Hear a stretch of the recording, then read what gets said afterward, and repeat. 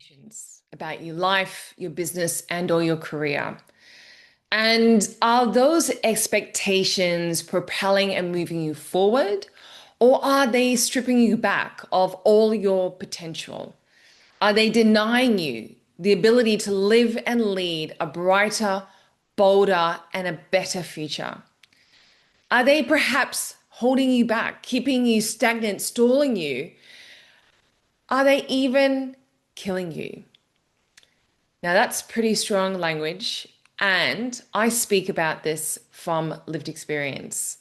You see, for over 35 years, I had this belief that my mother didn't love me as much as she loved my brother or my sister. I had this inherent belief, and I don't know where I got this belief from. And it was a belief that I had had for many, many, many years, for roughly about 35 years, as far as I can remember.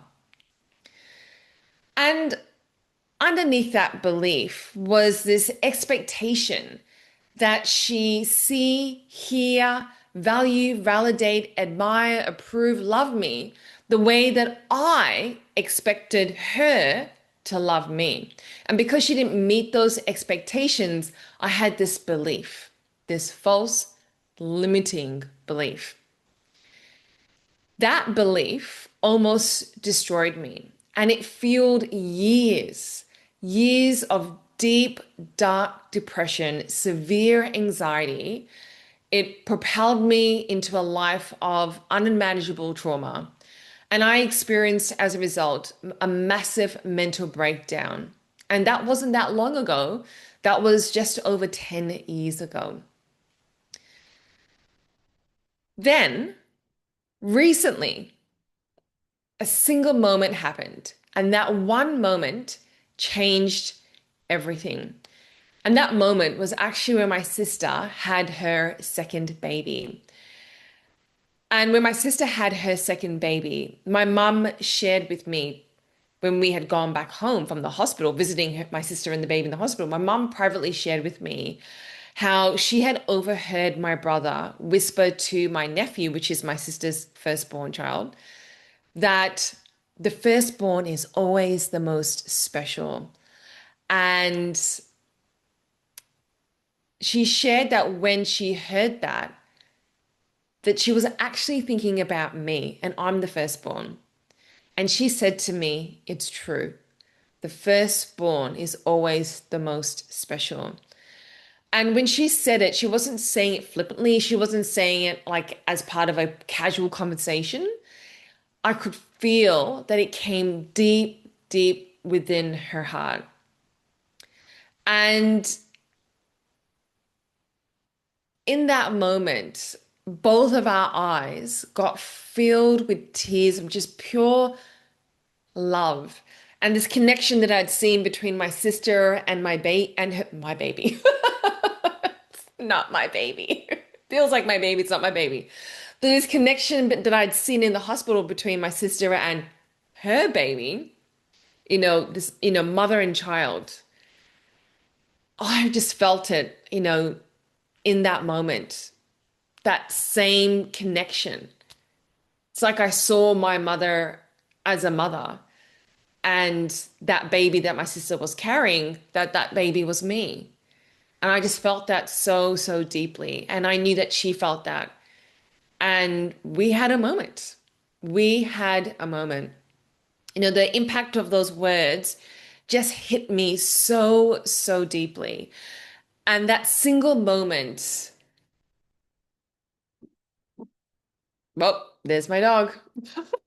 Talk about a moment. Someone just ruined that moment. Don't worry, Bubbles. I love you. But that in that single moment, years and years of pain and anguish instantly disappeared. And I realized that this belief that I had was actually false. And what was driving that belief? It was the expectations of how I thought she should love me. And underneath that expectation was a whole lot of pride and ego. This is how you should love me. This is how you should appreciate me. This is how you should value me. This is how you should hear me. This is how you should see me. This is how you should approve of me. In that was all about me, me, me, me, me, me, me. None of that was about her. None of that was about me taking the time to hit pause, to understand, to talk to her, to interact with her and understand her love language. You see, I had this limiting belief, but what was underneath that limiting belief was expectations. And underneath that was my own pride and ego. And so when I heard my mum say that, and I felt that deep in my heart, deep in my soul, and my spirit, the second thought was, oh my gosh, I have just wasted 35 years of unnecessary pain and suffering. For what? Because that belief was false, was completely false. And my mother is a phenomenal mother. She is a phenomenal mother and an incredible, powerful woman. And I know that. And it's taken me many years to know that now. And I know that I was just a child and I was this crazy teenager and I was in my 20s and the brain isn't fully formed till you're about 25 or 27 and you don't have that ability to think, blah, blah, blah, blah. I know all those things. And in that moment, I thought, oh my goodness, if I didn't have those expectations that was fueled by this drive and this ego, if I let go, surrendered, and just accepted, what could have my life been like? And I had this massive aha moment in that moment, a moment full of moments, which was that it was actually never her job to fulfill her needs. Her job was a biological job. And I know there are a lot of people listening and watching or reading that will may disagree with that, and that's great. And in that moment, what was true for me was this understanding that was actually never her job to fulfill my needs. Her job was biological. It was to provide food, shelter, and safety. And she did that job times 1,000, times 1,000,000. She did that job and more, and more, and more, plus, plus, plus, plus, plus. And so I realized that, you know what? A lot of pride, a lot of ego, and that was actually never her job. That responsibility to fulfill those needs, to hear me, see me, value me, appreciate me, approve me, all of those things, that job was my job. And what I was doing in that moment was I was handing my power over to her and handing over my agency, handing over my autonomy from a place of pride and ego, saying, you need to fulfill my needs. You need to love me. You need to see me. You need to approve of me. You. And that was never about her. That was all about me. And so when I sat on that and I reflected on that, I realized that, you know what? We do this in our businesses and in our careers at work all the time. We expect our leaders, our managers, or organizations to give us engagement, fulfillment, recognition, belonging, connection, purpose, meaning, and the list goes on and on and on. So, the lesson here is that when we outsource our power, we stay stuck and we stay powerless. And it's really interesting because a lot of that comes actually from a place of pride and ego. You need to make sure that I feel engaged. You need to make sure that I feel fulfilled. You need to make sure that I am recognized for the value that I bring to this organization. You need to make me feel like I belong and that I'm included. You need to give me a sense of connection. You need to give me a sense of purpose and, a sense of like I have a mission and a vision in my life. You need to give me a sense of meaning that what I do matters.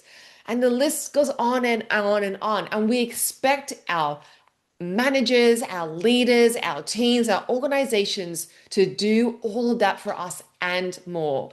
And that expectation is unrealistic and it's holding us back. And underneath that is a whole lot of pride and ego. Because the truth is, we can actually give all of those things to us, and it's actually none of their responsibility. It's our responsibility. It's our responsibility to give ourselves a sense of fulfillment, engagement, recognition, belonging, connection, purpose, meaning, and the list goes on and on and on.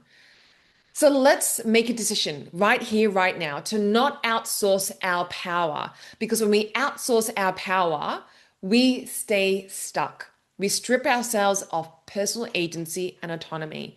We strip ourselves of a sense of resourcefulness. And if we strip ourselves from that from work, where we spend, if you work a full-time load, roughly about 40 hours a week in a job or in a business, that's the majority of your life.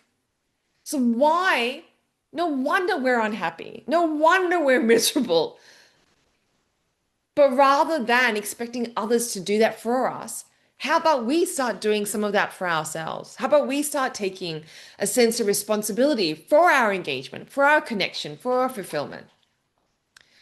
So when it comes to backing ourselves, it's not always about going for that number one goal. It's about taking responsibility for our own needs and knowing that we actually hold the power to fulfill our own needs. We have the ability to do that. Backing ourselves means showing up for us. Agency and autonomy are the ultimate sources of employee engagement and therefore performance and innovation. So let's make a decision to stop waiting for others to hand us our power. And if you agree, I'd like you to drop a little fire emoji or thumbs up emoji in the comments. And my invitation to everyone listening or watching this is that if you want a team or you want a leadership team or an organization that has a culture where people really step into their power, where they take ownership of their own engagement, of their own motivation, connection, sense of purpose, and so forth.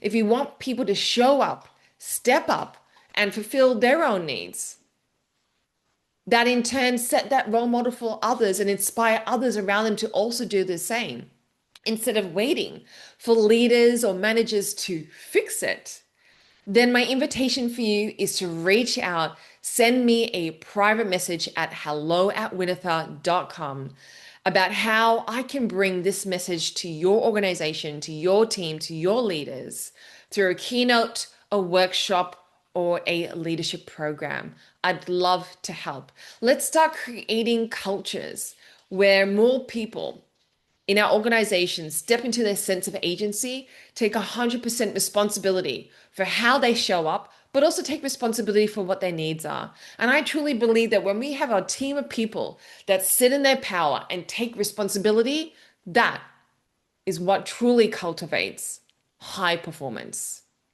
And high performance cannot start with people giving their power over, because high performance starts with self-leadership. If we're giving our power over to people, that is not leading self. That is expecting others to do for us what we are unwilling to do for ourselves. So if you want to build a culture of agency, ownership, and self-autonomy and self-accountability, send me a message. I'd love to help. Have a phenomenal day, an incredible week ahead.